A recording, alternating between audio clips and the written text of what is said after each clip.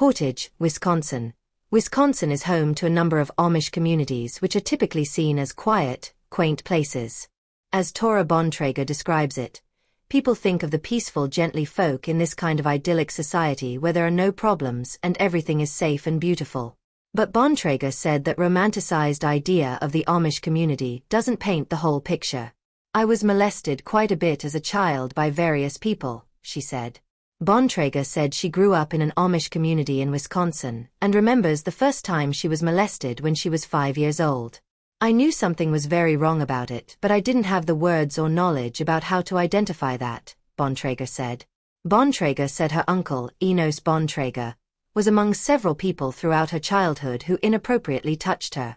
When Bontrager was 11 years old, she said she left the Amish community.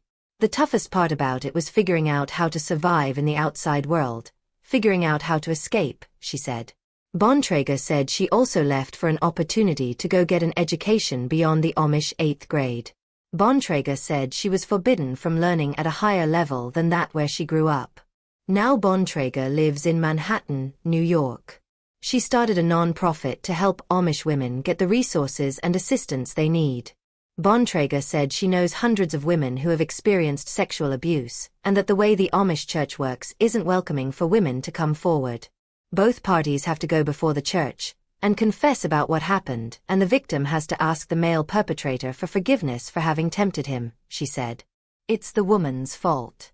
The women are also warned not to report to police, to outside authorities.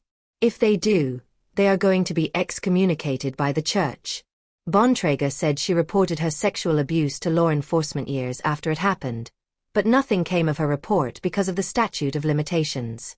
But Bontrager's uncle, Enos Bontrager, was found guilty by no contest plea in Columbia County Court Monday morning on charges brought on by another one of Enos Bontrager's victims.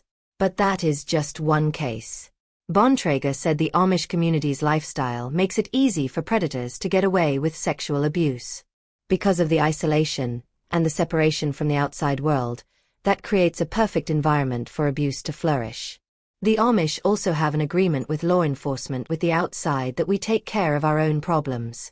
Bontrager said in order for real change to happen, she is trying to get law enforcement to become more involved when cases are reported and let Amish communities know they are not above the law when it comes to dealing with sexual abuse reports.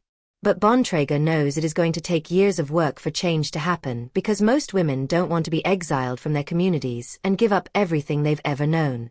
"We cannot just keep looking the other way and say there's nothing we can do about it because we can do something about it,"